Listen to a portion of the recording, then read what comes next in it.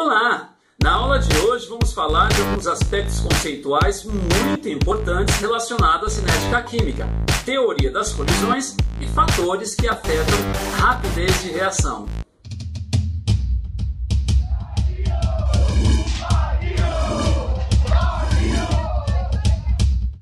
A teoria das colisões é bastante simples e muito importante em cinética química. Ela que vai tentar explicar por que há reações naturalmente mais rápidas que outras e como podemos agir de modo a se aumentar ou se diminuir a velocidade de determinada reação química. Vamos à teoria então, que pode ser compreendida conforme está aparecendo na lousa. Toda reação ocorre mediante, obviamente, colisões entre os reagentes. Porém, uma coisa importante é que nem toda colisão é eficaz. Vem aí o primeiro conceito importante da aula. Vamos a ele. O que é uma colisão eficaz, então? Bom, em primeiro lugar, é uma colisão que vai levar à quebra e formação de ligações, que é o que precisa ocorrer para que a reação química se processe.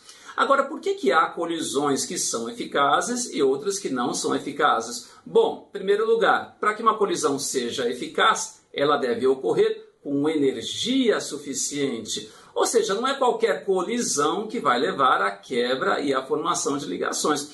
Porém, ela deve ocorrer também com geometria adequada, ou seja, a energia pode ser mais que suficiente. Porém, se a geometria de colisão entre as moléculas não for adequada, nada feito. Vamos começar falando então sobre a geometria, que é algo que causa uma certa confusão.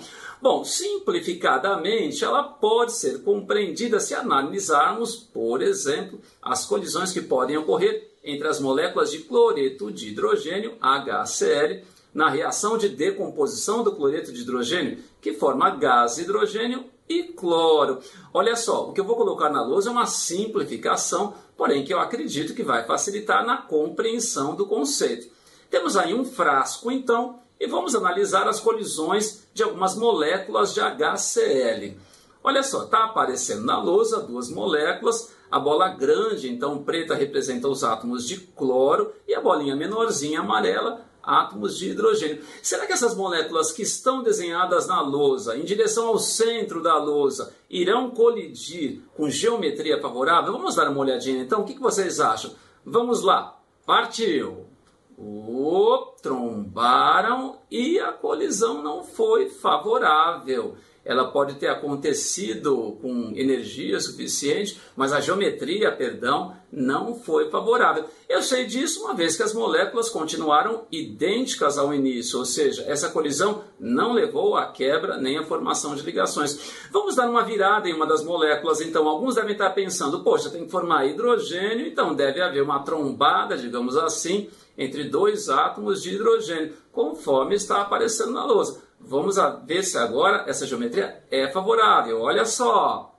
Vão lá, as moléculas trombaram e também essa geometria não foi favorável. Vejam que há infinitas possibilidades de colisões. Terceira possibilidade agora. Eu coloquei as moléculas meio que em pé e um pouco inclinadas. Vamos ver agora se essa colisão é favorável. O que vocês acham? Atenção então. Moléculas vão se aproximando, trombaram e dessa vez a colisão foi favorável. Ou seja, podemos simplificadamente dizer que nesse caso elas devem colidir de maneira lateral, digamos assim, com a aproximação tanto dos átomos de cloro quanto dos átomos de hidrogênio. Trombaram, ligações foram rompidas e ligações foram formadas, formando então gás hidrogênio, as duas bolinhas amarelas grudadas, e gás cloro. Agora, do ponto de vista da energia, para entendermos direitinho o que é uma energia suficiente, é bastante legal analisarmos um gráfico que mostra a variação das entalpias das substâncias no decorrer da reação. Eu falei gráfico, mas o nome correto é diagrama. Eu vou representar então o diagrama de entalpia para uma reação exotérmica, que são as mais comuns, aquelas que têm ΔH menor do que zero, e que possuem reagentes com valor entálpico maior que os produtos. Daí a energia ser liberada no decorrer da reação.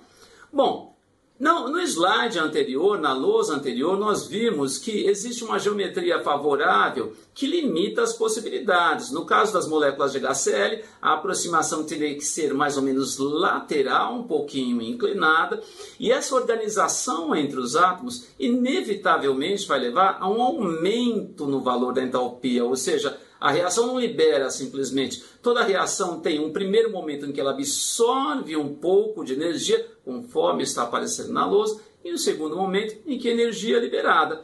Esse ponto máximo de energia, essa pontinha aí da curva, é chamado de estado de transição. Antigamente chamado de complexo ativado, mas o mais correto é estado de transição. Vejam, não se trata de uma reação química. O estado de transição pode ser compreendido como um aglomerado de átomos onde ligações estão se rompendo, ligações estão se formando, porém de modo que a energia é máxima. É máxima uma vez que a organização é máxima. E a gente sabe que na natureza, para você organizar alguma coisa, você gasta energia. E essa subidinha inicial, então, essa diferença de energia que vai dos reagentes até o estado de transição, recebe o nome de energia de ativação. Então vejam, por mais que seja favorável uma reação química, ela sempre vai precisar de uma energiazinha de ativação, uma energia para começar. Por exemplo, na explosão do gás metano, que falamos na aula anterior, uma faíscazinha. E aí, diz a teoria das colisões que quanto maior for essa energia de ativação, mais lenta será a reação. E essa energia de ativação é própria de cada reação. Há reações químicas em que a colisão é muito fácil de ser alcançada em termos geométricos e onde você não precisa de muita energia para levar à quebra e formação de ligações. São reações mais rápidas e que possuem, portanto, menor energia de ativação. Por outro lado, há reações onde a colisão é muito dificultada e você precisa de uma alta energia também para quebrar ligações e formar ligações. Portanto, são reações mais lentas e que possuem maior energia de ativação. Agora vejam, tudo que é capaz de aumentar o número de colisões aumenta, por consequência, o número de colisões eficazes, que são aquelas que vão levar a reação para frente. E há 4 fatores clássicos, entrando agora na segunda parte da aula, que podem afetar a rapidez ou a velocidade de uma reação química. Vamos à segunda parte da aula, então, muito importante, fatores que afetam rapidez de reação. E o primeiro fator é a temperatura. Muita gente diz, olha, é um tanto óbvio que o aumento da temperatura aumenta a rapidez de uma reação química. Isso é verdade, obviamente. Porém, do ponto de vista da teoria das colisões, o aumento da temperatura leva ao aumento da energia cinética das moléculas, ou seja, do grau de agitação das moléculas e, portanto, do número de colisões e do número de colisões eficazes por consequência. Alguns exemplos práticos. Vamos lá. Grelhar um bife, ou seja, preparar um bife colocando ele diretamente na superfície de uma frigideira. Grelhar um bife, então, em fogo alto é mais rápido que em fogo baixo. Claro, maior temperatura, maior energia cinética das substâncias relacionadas a essa reação e, portanto, mais rápida é a reação. Outro exemplo, carne congelada tem prazo de validade maior que carne refrigerada, ou seja, simplesmente na geladeira. Também é um tanto óbvio, porém esse processo envolve também outras coisas, como a temperatura ótima em que os micro-organismos vão levar à decomposição ou ao estragamento, como muita gente diz, dessa carne, está certo? Segundo fator, concentração dos reagentes. Claro, o aumento da concentração leva também ao aumento da frequência de colisões, ou seja, do número de colisões por tempo e, portanto, do número de colisões eficazes. É como você ir para uma balada e entrar numa pista de dança bastante cheia, por exemplo. A probabilidade de você levar um pisão, de você trombar com alguém, vai ser muito maior, obviamente, que numa pista vazia. Vamos a alguns exemplos químicos agora, certo? Primeiro deles, incêndios se propagam mais rapidamente quando está ventando. Porque vejam bem, a concentração de oxigênio na atmosfera é constante, em torno de 19%. Agora imaginem lá a árvore queimando. Próximo a ela existe uma concentração menor de oxigênio.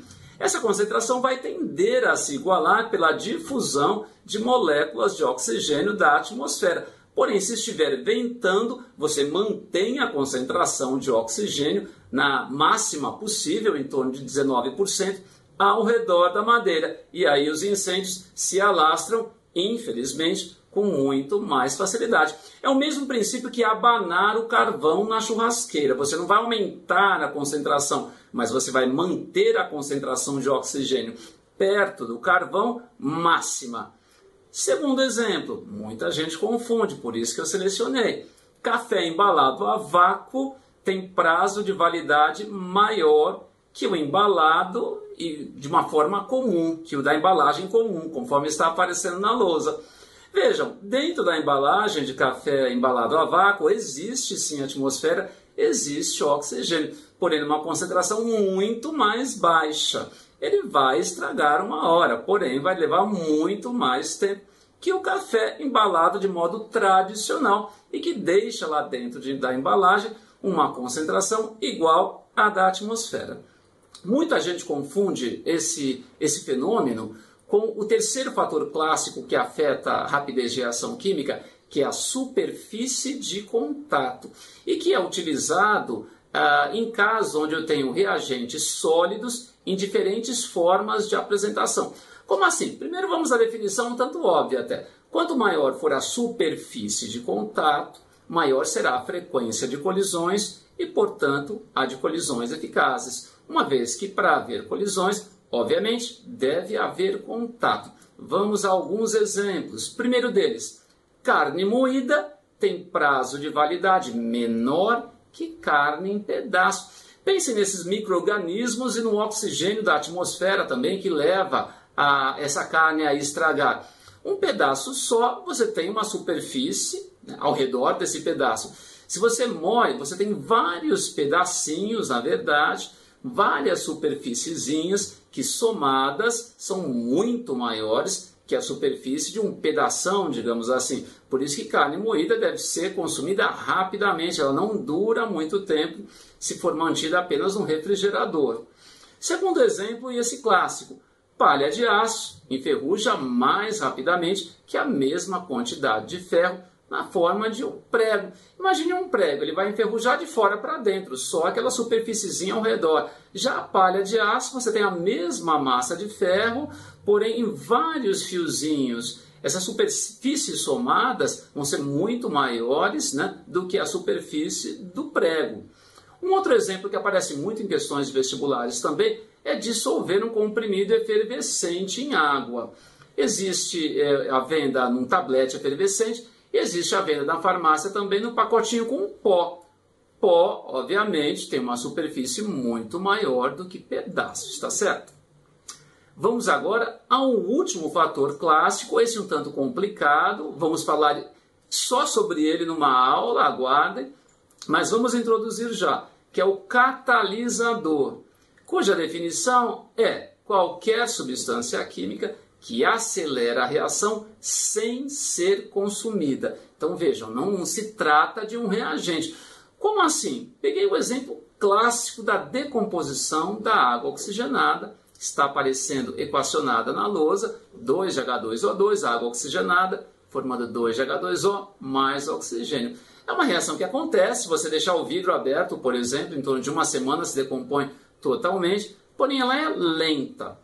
Por outro lado, quando você pinga água oxigenada num machucado, esse machucado liberou uma enzima, que nada mais é que um catalisador biológico, chamada catalase, que consegue acelerar essa decomposição. Tanto que você vê a água oxigenada borbulhando. Esse borbulhar nada mais é do que devido à formação de gás oxigênio. Ou seja, aquela decomposição que era bem lenta, demorava em torno de uma semana, acontece em poucos segundos. No caso dessa reação, são conhecidos vários catalisadores. Por exemplo, se ao invés de catalase você pingar algumas gotinhas de iodeto, ânion I-, ela acontece muito rapidamente também. Ou se você mergulhar um fiozinho de platina metálica, daí na lousa PTS, essa reação vai ser rápida também. A gente pode dizer que tanto a catalase, quanto o iodeto, quanto a platina sólida são catalisadores, ou seja, são substâncias químicas que aceleraram a reação, porém não foram consumidas. E quando elas não são consumidas, elas podem ser escritas em cima das setas, como está aparecendo na lousa. Agora, como os catalisadores fazem isso, é um tanto complicado. Na aula de hoje, simplificadamente, podemos dizer que o mecanismo geral de catálise se relaciona à diminuição da energia de ativação da reação. Vamos dar uma olhadinha então em um diagrama de entalpia genérico que eu vou construir para uma reação exotérmica, ou seja, que possui reagentes com valor de entalpia maior que produtos. A curva azul que está aparecendo na lousa mostra então a reação sem catalisador. Vejam que essa subidinha inicial de energia é a energia de ativação. E quanto maior for a energia de ativação, mais difícil é a reação de acontecer em termos cinéticos. Vamos agora a uma curva que mostra o que vai ocorrer na presença de catalisador. Curva amarela, olha só. Temos então uma energia de ativação menor e, portanto, se a energia de ativação é menor, a reação é mais rápida e termina antes. Agora, tomem cuidado que em vários exercícios de vestibulares, eles colocam diagramas de entalpia para curvas com e sem catalisador, porém terminando no mesmo momento. Obviamente, no diagrama de entalpia, a ênfase é no eixo Y.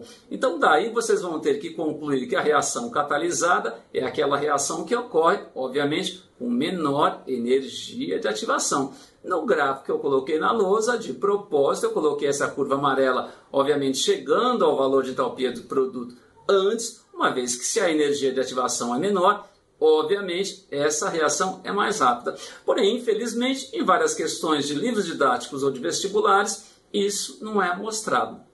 Bom, então é isso. Se você chegou até aqui, não se esqueça de curtir o vídeo e de fazer também os exercícios que eu selecionei para vocês, e cujo endereço está na descrição do vídeo. Até a próxima aula, então. Obrigado pela atenção. Tchau!